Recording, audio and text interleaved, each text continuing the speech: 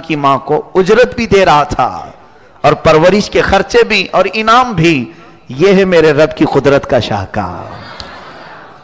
जब वो किसी की हिफाजत करना चाहे तो गुलाब को जिस तरह कांटों में रख करके बचाता है, इसी तरह अल्लाह अज़्ज़ा वजल ने, अब ये देखें, ऐसी अगर देखना है किसी चीज को अल्लाह बचाता है किस तरह से, तो दांत हमारे जिस्म में है, हमारे मुंह में है, किसी को काटो तो कैसे कट जाए, हर चीज इससे कट जाती है, खाने पीने की चीजें, प्लस अगर किसी दूसरे का हाथ काटना चाहे तो भी काट सकते हैं।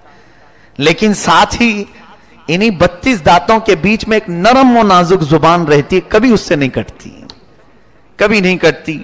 बुजुर्गों ने फरमाया ये भी रब तबारक व तआला की कुदरत का शाहकार तुम्हारे मुंह में है कि जुबान 32 के बीच में रह करके भी कभी कटती नहीं जल्दी उनसे। क्यों?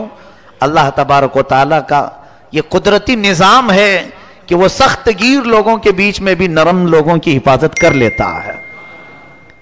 ऐसे ही मूसा अलैहिस्सलाम को फिरौन के घर में रखा गया, उनकी मां का दूध पी रहे हैं, किसी और का नहीं। अब फिरौन के घर में इनकी परवरिश होती रही बड़े नाज के साथ। अल्लाह फरमाता फरददनाहु इला उम्मिही, हमने मूसा को वापस उसकी मां तक लौटा दिया। हाँ, कई तकर्र ऐनुहा, ताकि फिरौन की आंख की ठंडक नहीं, उनकी मां की आंख की ठंडक हो जाए। वलितअलम अन्न वअदल्लाहि हक़्क़ुन, और ताकि ये मूसा की मां जान ले अल्लाह जो वादा करता है वो बिल्कुल हक होता है। वइन्ना राद्दूहु इलैकी वजाइलूहु मिनल मुरसलीन, अल्लाह फरमाता है कि मूसा की मां घबराई हुई थी, पहले बच्चे को डालूं कि नहीं डालूं। अब अल्लाह फरमाता है हमने तुझे तेरा बच्चा सही सलामत लौटाया, और अल्लाह फरमाता है हम उसे रसूलों में से बना देंगे। अल्लाह की जात पर यकीन करने वाले को अल्लाह बेहिसाब अता करता है, बेहिसाब अता करता है। यहां यही तो बात। अब चलो हम बच्चों को नहीं डालेंगे समंदरों में, नदियों में। रब ताला फरमाता है कि जो अल्लाह की राह में 1 दिरहम खैरात करे मैं उसे 700 गुना बढ़ा कर दूंगा। ये कुरान पाक में। वो माएँ थी रब के हुक्म पर बच्चे डाल दी, आज एक सिक्का नहीं डाल सकते, तो फिर कौन सा हमारा ईमान, कौन सा यकीन है हमारे अंदर। हमारे पास माल की मोहब्बत, औलाद की बात नहीं कर रहा हूं, हमारे सामने से झोलियां घूमती रहती हैं, हमें फर्क नहीं पड़ता, इल्ला माशाअल्लाह चंद लोगों को छोड़कर मैं कह रहा हूं। और वैसे ही हम अपनी पेट की गलाजत निकालने के लिए बाहर खूब पैसे भी देते हैं, हर जगह हम देते हैं, लेकिन अल्लाह की जात पर यकीन क्यों कम है हमारा। इन्वेस्ट हर जगह जैसे करते हैं इसमें भी कुछ इन्वेस्ट करना चाहिए। अल्लाह तबारक व तआला की बारगाह में कोई चीजें अमानत दे दो, वो अल्लाह ऐसे तुम्हें लौटाएगा। दुनिया में खुद उसने फरमाया, मूसा की मां अगरचे घबरा रही थी बच्चा समंदर में बहाने से, हमने उसके दिल को तसल्ली दी और ऐसी जगह उसे लौटाया कि बेटा तो लौटाया ही, लेकिन फिरौन की तरफ से खूब इनाम भी अता करवाया, उजरत भी अता करवाया, सारी चीजें हैं। मेरे अजीजों, रब ताला की जात पर यकीन रखो। अब परवरिश हो रही थी मूसा अलैहिस्सलाम की, 1 साल के कुछ हुए थे, 1 साल में चलने फिरने लगे, थोड़ी बहुत बातें होने लगी।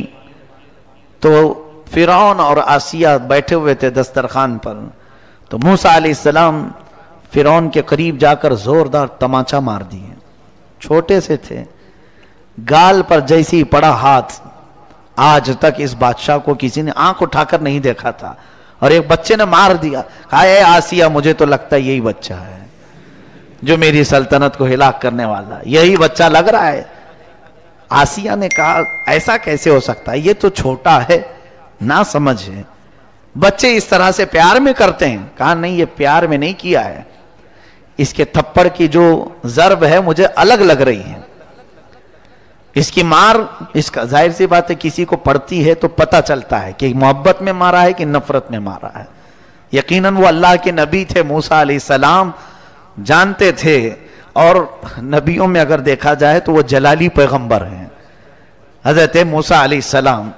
हो भी सकता है कि उन्होंने फिरौन को पहचान के ही मारा हो, लेकिन परवरिश का मामला था।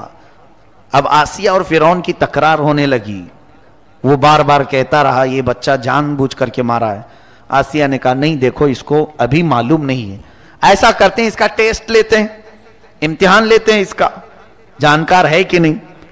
ایک برتن میں آسیہ نے پھول منگوائے اور ایک برتن میں آگ منگوائے. سرخ لال رنگ کے آگ کے کوئلے جل رہے تھے, دونوں برتن رکھے گئے. فرعون کو دکھانے کے لیے آسیہ نے کہ اگر یہ بچہ سمجھدار ہے تو پھول اٹھائے گا, اور نہیں سمجھتا ہے تو آگ اٹھائے گا, کیونکہ بچے عموماً لال چیز کو پسند کرتے ہیں, آگ کی طرف ہاتھ بڑھا دیں گے. تو دونوں جب رکھے گئے, موسیٰ علیہ السلام, جبکہ اللہ کے نبیوں کو اللہ تعالیٰ ماں کے پیٹ سے ہی سمجھ عطا کرتا ہے, ان کو کوئی چیز سکھانے کی ضرورت نہیں ہوتی. جب دونوں چیزیں رکھی گئیں تو حضرت موسیٰ علیہ السلام کو کہا گیا اٹھاؤ اس میں سے کچھ.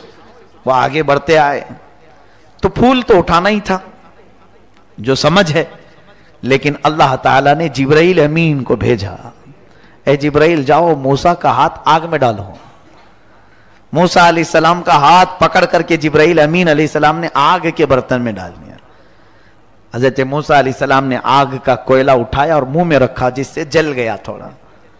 یہ صرف اللہ تبارک و تعالیٰ اس ظالم کو مات دینے کے لیے, شکست دینے کے لیے, کہ اس کی سمجھ پر پردہ ڈالنے کے لیے.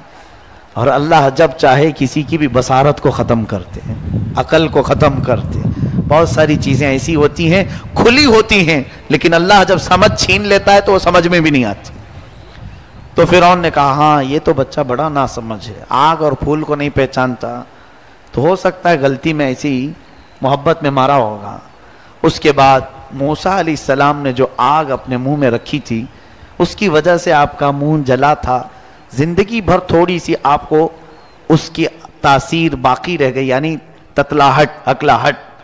خود حضرت موسیٰ علیہ السلام کے الفاظ میں قرآن میں ہے رب اشرح لی صدری ویسر لی امری واحلل عقدۃ من لسانی یفقہوا قولی. حضرت موسیٰ علیہ السلام دعا کیا کرتے تھے. خیر, اب جب جوانی آئی موسیٰ علیہ السلام کی, محل میں پرورش ہو کر جوان ہوئے, ان کی ماں نے انہیں سب بتا دیا کہ ہم بنی اسرائیل سے ہیں, اس طرح سے تجھے میں نے پالا ہے, اور اللہ کا تیرے اوپر احسان ہے. موسیٰ علیہ السلام پر رب تعالیٰ کی محبت غالب آتی گئی, اور اس کے بعد وہ فرعون کے محل سے نکلے. فرعون کو کچھ اندازہ سا ہونے لگا, ہلکی ہلکی باتیں. میں دیکھتا ہوں جب کبھی کوئی گھر میں بچہ الگ فکر لے لیتا ہے تو والدین کو معلوم ہونے لگ جاتا ہے ایکٹیویٹیز سے.